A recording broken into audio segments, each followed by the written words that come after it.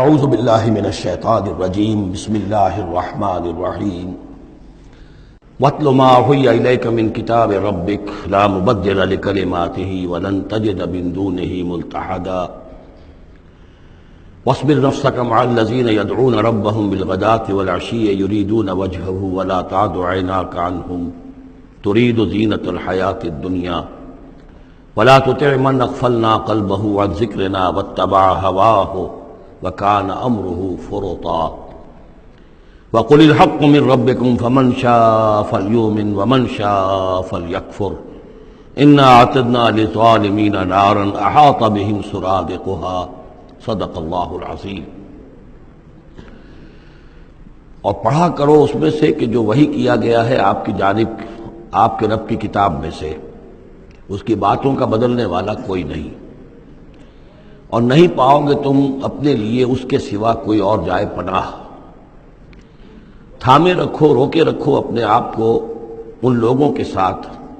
جو پکارتے ہیں اپنے رب کو صبح و شام اور چاہتے ہیں اس کی رضا، طالب ہیں اس کے روئے انور کے، اور نہ دوڑیں آپ کی نگاہیں ان سے ہٹ کر آپ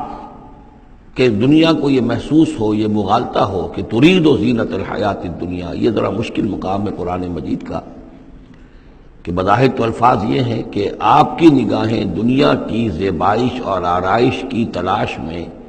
ان فقراء اور غرباء سے ہٹ کر امراء کی طرف نہ اٹھیں، لیکن ظاہر بات ہے کہ حضور صلی اللہ علیہ وسلم کی یہ شان نہیں تھی، لہذا اس میں جو بات سمجھ میں آتی ہے وہ یہ ہے کہ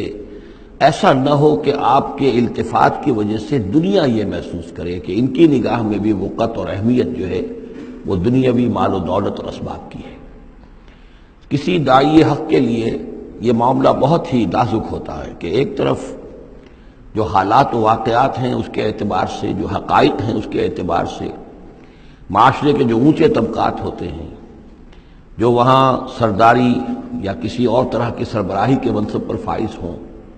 یا ان کے پاس فراوانی ہو دولت کی، اب ظاہر بات ہے کہ ان کا ایک اثر و رسوخ ہوتا ہے معاشرے میں۔ ان میں سے کوئی ایک شخص ایمان لے آئے تو وہ بہت سے لوگوں کے برابر ہو جائے گا، جیسے حضرت عمر رضی اللہ اور ابو جہل کو حضور نے دونوں کو پیش کیا اللہ کے سامنے کہ اللہ ان میں سے ایک کو ضرور میری جھولی میں ڈال دے۔ ظاہر بات ہے کہ اس سے اسلام کو تقویت حاصل ہوگی، اور اس سے یہ ہے کہ جن مسلمانوں پر کا قافیہ تنگ ہوا ہے، جن کو ستایا جا رہا ہے، اگر کوئی بڑا آدمی ایمان لے آئے گا تو ان کو بھی سہارا ملے گا، جیسے کہ حضرت عمر اور حضرت حمزہ کے ایمان لانے کے بعد جو غربات تھے، فقراء تھے اور جو غلام تھے انہیں ستایا جا رہا تھا، انہیں کچھ ریلیف ملا ہے۔ اس حوالے سے ایک طرف تو اس کی ضرورت ہوتی ہے کہ ان کی طرف توجہ کی جائے، التفات رکھا جائے، تاکہ اگر وہ ایمان لے آئے تو اس سے ایمان کو بھی تقویت ہو، اسلام کو تقویت ہو، مسلمانوں کو بھی فائدہ پہنچے۔ دوسری طرف یہ اندیشہ ہوتا ہے کہ غرباء کا دل نہ دکھے۔ تیسری طرف یہ کہ لوگ یہ نہ سمجھیں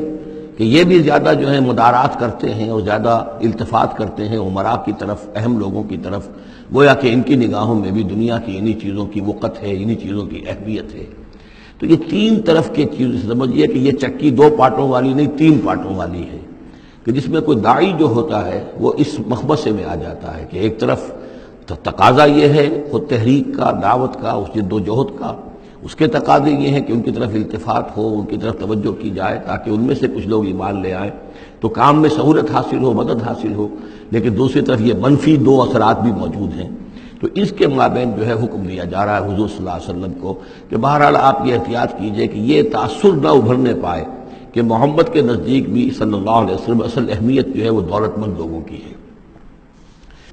وَلَا تُطِعْ مَنْ أَغْفَلْنَا قَلْبَهُ عَنْ ذِكْرِنَا، اور مت کہنا مانیے ان لوگوں کا، یہ جیسا کہ میں نے بارہا عرض کیا ہے کہ دباؤ پڑ رہا تھا سرداران قریش کی طرف سے کہ کچھ ہماری بات مان لیجئے، کچھ ہم آپ کی مان لیں گے۔ تو یہاں گویا کہ اس پہ پھر متنبہ کیا جا رہا ہے کہ جن لوگوں کو دلوں کو ہم نے اپنی یاد سے غافل کر دیا ہے، محروم کر دیا ہے، آپ ان کی باتیں سنیں بھی مت، ان کی طرف دھیان بھی مت دیجیے۔ وَلَا تُطِعْ مَنْ أَغْفَلْنَا قَلْبَهُ عَنْ ذِكْرِنَا وَاتَّبَعَ هَوَاهُ وَكَانَ أَمْرُهُ فُرُطًا وَقُلِ الْحَقُّ مِنْ رَبِّكُمْ۔ یہ جو مضمون ابھی ہم نے دوبارہ پڑھا ہے، اس کو آپ دیکھیں گے کہ یہ 21ویں پارے کی آغاز میں پھر دوبارہ آئے گا کہ جب بھی شدید کشاکش کا دور آیا ہے تو اس میں یہی ہدایات اللہ تعالیٰ کی طرف سے آئی ہیں حضور کو اور حضور کی وساطت سے تمام اہل ایمان کو، کہ قرآن مجید کے ساتھ تمسک جو ہے اور مضبوط کرو، قرآن مجید کے ساتھ اپنے تعلق کو اور گہرا کرو، اور اس کو پڑھنا اور اس کا جو ہے اس کے ساتھ جو ہے اپنے اوقات کا بسر کرنا، اس میں اور اضافہ کرو، اسی سے تم ان شدائد اور مصائب کا مقابلہ کر سکو گے۔ وَقُلِ الْحَقُّ مِن رَبِّكُمْ، اور کہہ دیجئے یہ حق ہے میرے رب کی طرف، تمہارے رب کی طرف سے جو میں پیش کر رہا ہوں۔ فَمَن شَاءَ فَلْيُؤْمِنْ وَمَن شَاءَ فَلْيَكْفُرْ، تو اب جو چاہے ایمان لائے، جو چاہے کفر کرے۔ یہ بالکل وہی بات ہے جو سورۃ الدہر میں کہی گئی ہے کہ اما شاکرا و اما کفورا، ہم نے پورا اختیار دے دیا، انا ہدیناہ السبیل اما شاکرا و اما کفورا، یہ اختیار ہم نے انسان کو دیا ہے، چاہے شکر گزار بندہ بنے، چاہے کفران نعمت کی روش اختیار کرے۔ تو یہاں انداز یہ ہے کہ آپ ان کفار سے کہہ دیں کہ میں دعوت پیش کر رہا ہوں، اب تمہیں ایمان لانا ہے لاؤ، کفر کرنا ہے کفر کرو، لیکن بین کی کوئی بات نہیں ہو سکتی ہے، کوئی گیو اینڈ ٹیک، کوئی جو ہے کمپرومائز، یہ ممکن نہیں ہے۔ قُلِ الْحَقُّ مِن رَبِّكُمْ، ٹیک اٹ اور لیو اٹ، یہ حق ہے تمہارے رب کی طرف سے، چاہے اسے چھوڑ دو تو پورے کو چھوڑنا ہوگا، قبول کرنا ہے تو پورے کو کرنا ہوگا۔ فَمَن شَاءَ فَلْيُؤْمِنْ وَمَن شَاءَ فَلْيَكْفُرْ إِنَّا أَعْتَدْنَا لِلظَّالِمِينَ نَارًا، ہم نے ظالموں کے لیے، کافروں کے لیے، مشرکوں کے لیے آگ تیار کر رکھی ہے، احاطہ بہم سرادقہا، اس کی قناتیں ان کا احاطہ کر لیں گی، وہ قناتوں کی شکل میں آگ ہوگی، ان کو گھیرے میں لے لیں گی۔ وَإِن يَسْتَغِيثُوا، اور اگر وہ پیاس سے جہاں بلب ہو کر پانی مانگیں گے، يُغَاثُوا بِمَاءٍ كَالْمُهْلِ يَشْفِي الْوُجُوهَ، تو انہیں ایسا پانی دیا جائے گا پینے کے لیے کہ جیسے بھول، یہ جو مہل کے ترجمے کئی کیے گئے ہیں، کھولتے تیل کی تلچھٹ، لاوا، پگھلا ہوا تانبا اور پیپ وغیرہ، مان سدید، ان میں، اور وہ اتنا گرم ہوگا یشوی الوجوہ کہ ان کے چہروں کو بھون دے گا۔ بئس الشراب، بہت ہی بری شے ہوگی پینے کی، وساعت مرتفقہ، اور یہ ان کے لیے ان کی آرام گاہ جو بنے گی جہنم، بہت ہی بری آرام گاہ ہوگی۔ اس کے برعکس وہی سائملٹینیس کنٹراسٹ کا اسلوب، ان الذین آمنوا وعملوا الصالحات، جو لوگ ایمان لائیں اور نیک عمل کریں، انا لا نضیع اجر من احسن عملا، ہمارا یہ اصول نہیں ہے کہ جو لوگ اچھے عمل کریں ان کے اجر کو ہم ضائع کر دیں، ان کا اجر بھرپور انہیں ملے گا۔ اولئک لہم جنات عدن تجری من تحتہم الانہار، یہ وہ لوگ ہیں کہ جن کے لیے ہیں وہ رہنے والے باغات، ریزیڈینشل گارڈنز، جن کے دامن میں ندیاں بہتی ہوں گی، یحلون فیہا من اساور من ذہب، انہیں پہنائے جائیں گے وہاں کنگن سونے کے، ویلبسون ثیابا خضرا من سندس، اور ان کو وہ پہنیں گے وہاں پر کپڑے سبز رنگ کے، باریک ریشم کے اور گاڑھے ریشم کے، یعنی اوپر کا لباس جو ہوگا وہ باریک ریشم کا ہوگا اور جو نیچے کا لباس ہوگا وہ گاڑھے ریشم کا ہوگا۔ متکئین فیہا علی الارائک، اور وہ وہاں پر تکیہ لگائے ہوئے، ٹیک لگائے ہوئے بیٹھے ہوں گے تختوں کے اوپر۔ نعم الثواب، کیا ہی اچھا بدلہ ہوگا، وحسنت